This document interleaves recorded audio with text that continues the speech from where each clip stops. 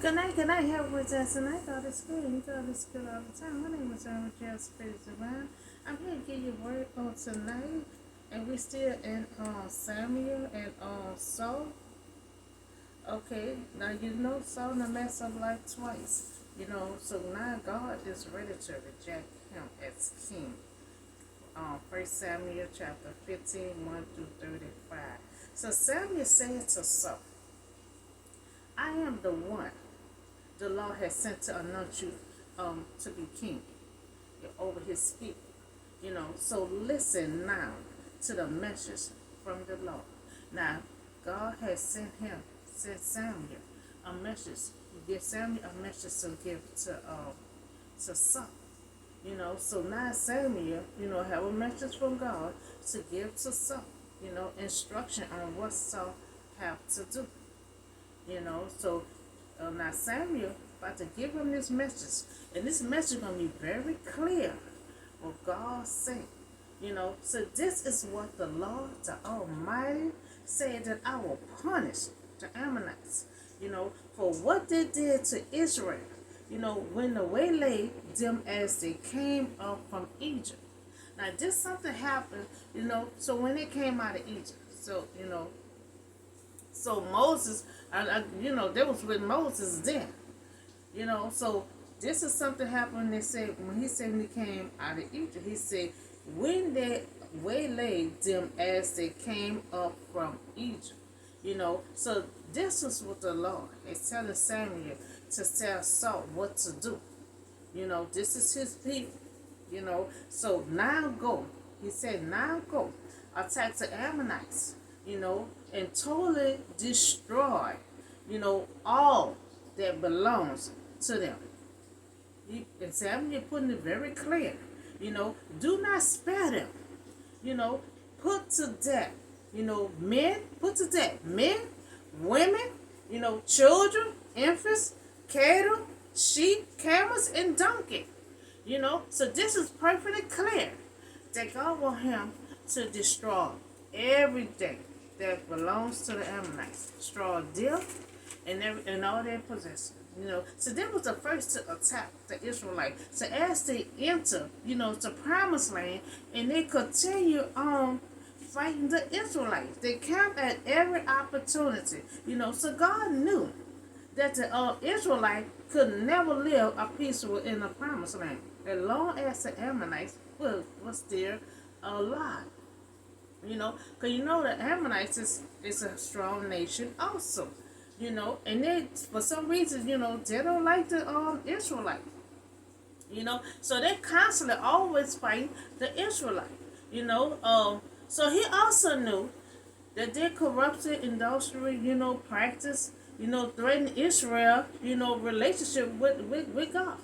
So by them being around them, they don't want to introduce them to all that false God stuff. And so and by them constantly keep on doing it, that put a strained relationship on the Israelite and God. So the only way to protect the Israelite body and soul was to destroy the people of this warlike nation and all their possessions, including their honor. So Saul summoned the men and mustered them at 200,000 foot soldiers and 10,000 from Judah. So after Samuel finished talking to Saul, he claimed he listened. So he started summoning his men, getting all his men, 200, 1,000, foot soldiers, and 10,000 from Judah, So he started getting all these men together. Like he really going to do everything that God said do. So Saul gathered the people together, which he entered on the message preparation for the expedition give affair. Now the promise of faithfulness, and its execution, what he's supposed to do. So Saul he went to the city, of the Ammonites. He set an ambush, he set an ambush, so then he said to Canaanites, go away. Leave the Ammonites, so that I do not destroy you along with them. Now, now he been nice to someone and not following through. Because God said, get rid of everyone. Now he being nice to this one, say, go ahead, don't be alone with him, because I will kill you too. So for you show kindness. He said this person show kindness to all the Israelites when they came up out of Egypt. And that's not true. God said when they came up out of Egypt, all the Ammonites just kept on fighting the Israelites. God did not say they had one person show kindness. So they came up out of Egypt, so the Canaanites, to move away from the Ammonites, and we see that Saul saved the Canaanites, because they showed kindness to the Israelites when they came up out of Egypt. So now he did not obey God. He did not obey God. God said destroy everyone. Don't save no one. But Saul disobeyed God due to his kindness heart. So then Saul attacked the Ammonites. He attacked the Ammonites, but he didn't attack all of them. He attacked the Ammonites, but all the way from Harvest and Sherman City. So near the eastern border of Egypt. But he took Agag, the king of the Ammonites, alive, and all his people he totally destroyed. So he destroyed everyone except their king. So with the sword. But Saul and his army spared Agag. In the best of the sheep and cattle, the fat cattle and the lamb, everything that was good. He destroyed everything besides that king. So these that they were unwilling to destroy, completely, but everything that was displeasing and weak, they totally destroyed. So that's why he gonna think he did a good job, but God, I went to my mission, I destroyed, okay, but did destroy all of them, so Saul and his men did not destroy all the men from the battle as God commanded. So anything unto God banned was to be completely destroyed, to break this law. There was punishment by death. There was a punishment to the Ammonites. Now Samuel had purposely explained to him clearly. So then the word of the Lord came to Samuel, I was glad that I have made Saul king, because he had turned away from me and has not carried out my instruction. So God rejects him as king. Samuel was angry because he explained everything to Saul clearly, and he cried out to the Lord all that night.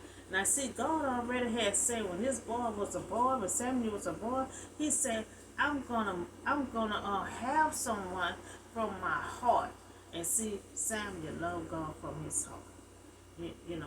He don't like no one to mess over God. So when God telling him that Saul have not followed, all his instructions, he weep. Because he loved God just that much. Because God said when he was a boy, I'm going to have somebody that's going to be king right from my heart. And he going to do everything I said do. And we see that Samuel was all that God said he was going to be. So when God had said he was grieved, that he had made Saul king, God comment was an impression of Saul. So Saul had changed. And we know that Saul had changed. Because the first two times, he won't go to battle without even consulting with God. His head he had this change. You remember when he first started out, he was an ordinary boy. He was so shattered. That's why Samuel fell in love with him, because he was a shy, an ordinary boy, but then he got some people changed when they get that power. He got that power, he just changed. And that's what God said, you changed. You changed. Your heart had went away from him. So Saul had changed, and his heart no longer belongs to God, but to his own interest. He had become to be king. So he just started doing things on his own interest. Remember, he got tired the other day. He got tired of waiting on Samuel, and he went and did things his own way. So early in the morning, Samuel had got up and he went to meet Saul. After God had explained everything to him that Saul did not follow his instructions, and see, all night Samuel had weak. But see, that next morning he was ready to go to consult Saul. But he was told that Saul had gone to camp and that he had set up a multitude in his own honor. See, he do a lot of things on his own interest. He doing stuff for his own honor. And he supposed to be honoring God. You're supposed to honor God, give God praise. You're supposed to be doing all that. But he's doing a whole lot of stuff to benefit him. And his turn and gone on down to Galilee. So Saul had built a mountain in honor of himself. So what are contrasts to Moses and Joshua now, who give all the credit to God? And that's what I'm saying. He honoring stuff to his own self. So he doing things on his own interest instead of honoring God. He giving God honor, giving him praise. So that's what he really messed up with God at. Not only he didn't follow God's instructions, but he is honoring stuff for himself. Like you pat your own self on the back, you did a good job, so he honoring his own self, instead of honoring and praising God. So when Samuel had reached him, Saul said, the Lord had blessed you, and I had carried out the law instruction for Samuel. So he figured he didn't carry everything out. He figured he carried everything out. Now Samuel had reached him, and Saul said, the Lord had blessed you. He said, I had carried out the law instruction for Samuel. He sounded like a child, because all through the prayer, he's going to be like, okay, but Samuel, but Lord, he said, well, what then is this beating of sheep in my ear? So he tells Samuel, what is you coming down to me for and telling me about something I took care of already? So he think he took care of. So what is this? What is this is long carriages that I had that I hear. So Saul thought he had won a great victory. That's why he like, what is he all in my ear telling me about something I took care of already? He think he took care of it. So great, he think he got great victory over the Ammonites, but God saw it. God can see everything.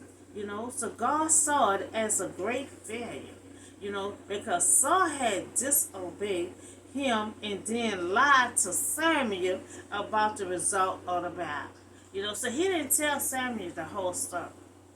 Until Samuel gonna keep pressuring him, and then he gonna say, okay, I saved the king. So and so this time he talking to Samuel, but he not telling Samuel the whole story that he said, the king. Now so he saw the answer. Saul answered, the soldier had brought them from the Ammonites, and they spared the best of the sheep and cattle to sacrifices to the Lord, your God. But we totally destroyed the rest. See, he lied. He said we totally destroyed the rest. But he didn't tell him that he forget. God saw the whole thing, and God told it to Samuel. So Samuel already know as he talking, he lying. Because God already told me the whole story of what happened. You not telling me the whole story. You telling me you done took everybody out. And Samuel know that is not true. So now God rather be obedience, obeyed instead of sacrifice. Now he sacrifices something to the Lord. But God said, I'm ready for you to obey me than do a sacrifice. So enough of Samuel, said to Saul. Because see Samuel standing up there, he listening to Saul, but he not telling him that he saved some of the people. He keep forgetting that God saw the whole thing. So Samuel started standing up there waiting for him to say. So Samuel said, enough. He said to Saul. So let me tell you what the law has said. I'm standing up there waiting for you to tell me everything. So Samuel said, let me tell you everything the Lord has said. So now he had said what the Lord had said last night, that tell me, that Saul replied. So Samuel had said, the Lord anointed you king over Israel, and he sent you on a mission. He sent you a mission because you is the king over Israel, he said, go completely, and destroy those wicked people, the Ammonites, the wages war against, them until you have wiped them out completely. That's what he was supposed to do. It was very clearly what they told, what Samuel had told Saul, what his mission was. So why did you not obey the law? Why, did you plunder on the plunder and you do evil in the eyes of the Lord? So Samuel had asked him why he didn't follow out his mission. So now Saul is sounding, like a child now. He's sounding now Samuel is talking to him, asking him questions, talking to him like, he a child now, so then he goes, so, but I did obey the Lord. But I did obey the Lord, That's what Saul said. Saul said, I went on a mission, and the Lord assigned me, and I completely destroyed the Ammonites, and brought back to Agag, their king. Now he think he did his mission. God didn't say bring nobody back. God said destroy everyone. He said the child, the women, the infants, the cows, the horses. He said destroy everyone that was in that land. He did not say destroy them and bring the king back. That's something he did on his own. And that's what God's saying. He do things on his own interest instead of following out the mission that God had given him to do. He was like, but Samuel, I went on my mission. I wiped them out. I just only brought the king back. But that wasn't part of your mission. Now Saul had became both rebellious, and ignorant, because he said, but Lord, I did my mission, and brought the king back. But God did not say, bring the king back. God said, destroy them all. Now Saul admitted to Samuel, that he violated the law command. So he know what the command was, talking about he followed his mission. Now he know what the command was, because he said, okay, I violated the law command and your instruction, because Samuel gave him instruction that came from God. So that means he disobeyed God, and he disregarded Samuel instruction, because Samuel gave him instruction very clearly. So because Samuel was the one who delivered the message to Saul, that's why he apologized to Samuel. He said, I'm sorry, I ain't followed out your instruction. I'm sorry I violated God's command. So Saul had stated that he was afraid of the men, and so he gave in to them, and Saul had begged him forgive his sin and come back with him so he could worship the Lord.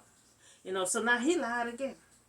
Because remember the first time when I had read it to you, he said that he saved again because he showed kindness to the Israelites when they came out of Egypt. Now he's telling Samuel, that he disregarded, he was afraid of the men. Now he told two stories. Now he's saying he was afraid of the men. So he gave in to them. So Saul begging Samuel to come with him to go worship. So now he don't want all the rest of the people of the Israelites. He don't want them to know he about to be bowed down now. He not gonna be king no more. So he figured if they see him going with Samuel, they'll figure everything's still the same. So he'll manipulate at the same time. He done changed from that shadow boy to now stuck on himself. So God messages on earth, had given Saul a clear instruction, to wipe out all the Ammonites, and take no plunder, no exception, but Saul action will reveal, his selfish heart, so but the Lord, that's all he's saying, like a little child, but Lord, but God, I didn't think you meant all of them. Now you grown man, will wipe out me, destroy all me. Now you're saying you don't know. You didn't think. He meant all of them. God command didn't fit Saul's plan. So he twisted them to fit his convenience. That's what it was. He figured, God had made him king. So he figured he could just do things, okay, I'm a king. I'm about to do this my way. And it wasn't all about Saul. It was about that God had made you a king to protect his people. So we're all a little like Saul. We all like Saul sometimes. How your children get in trouble. But mine, I clean the room. Okay, I said all the room. Oh, I didn't know that. I thought you just said clean the room up. So some of your children is like Saul. Some of us is like Saul. We did that, but God. So that's all he kept on saying, but God. So we all like a little like Saul. I know your grace is significant, but God, I think I took the easy way out, but God, why can't I tell 5 of my best friends about what happened? But God. Now sometimes, we may respond to God, prompting in us with, but God. But Saul had chose to disobey, and it cost him his kingdom. But Samuel had said to him, I will not go back with you. You have rejected the word of the Lord, and the Lord have rejected you as king over Israel. Now Samuel said he ain't gonna go back with him, but Saul about to beg him. He about to beg him because he wants to he wants to show up like he's still involved. So as Samuel had turned to leave, Samuel about to leave, and once Samuel leave, he's not gonna see Saul no more until he died. So Saul caught the hold of his helmet, his robe, and it had torn. So Samuel had said to Saul that the Lord had given your kingdom, to your neighbor. So he telling him to go and find somebody else already, to your neighbor. Now who is the glory of Israel? For he is not a human being. So he telling him, God found somebody that is your neighbor, and he not a human being, so he not gonna do the type of thing that you doing. But God, he's not gonna do the type of things that you're doing. The next king is gonna be David, and he gonna be a little boy, tearing down the giant, taking his neck off and everything else. That's why he said this one he's not gonna be a human being. Because see, he's a boy. He can tear you up, not with no weapon, but with his hand. So Samuel had went back with Saul, and Saul worshipped the Lord. So Saul was more concerned. See, Saul was more concerned about what others would think of him being pulled down. So then he was about the status of his relationship with God. That's why he begged Samuel, to come with him, so it can look like, everything is still the same. Samuel's still over him. He want people to can look, okay, everything's still the same. So he want the people. He was more concerned about the people, what they gonna think. So he wanted him to go with him and worship as a public demonstration. So that Samuel is still supporting him. So now Samuel has said, bring him, again, the king of the Ammonites, and Samuel had put Agag to death before the Lord at Gilgal. So Samuel so Samuel had left, and the Lord had rejected that he had made Saul king. So when Samuel had left, He did not see Saul again until the day of his death. That's how much, he loved the God. He already know what God was gonna do to Saul. And so Samuel, he loved the Saul too. Remember he was a boy. He was under Samuel for all them years while he was over the Israelite. So he wept for Saul, and he also wept for God. Because God gave him instructions and he did not proceed.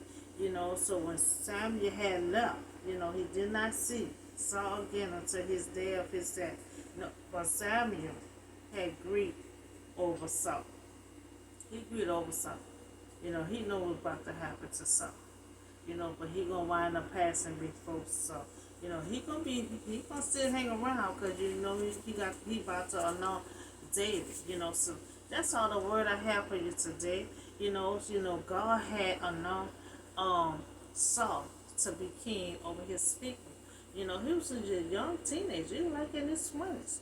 When I think he was like in his late 20s. When God had made him a king. He was a tall, handsome boy. He was shadowed. He had military army skills. So that's why he was able to fight and walk and everything. But he didn't know anything else, about nothing, until Samuel trained him, taught him everything that he needed to know, But then he had this position and it swelled up his head, power can do that to certain people, and he started doing things his way, doing things his way. Remember the other time he went to battle without consult. Remember the one of the elders said, "Is we gonna consult God?"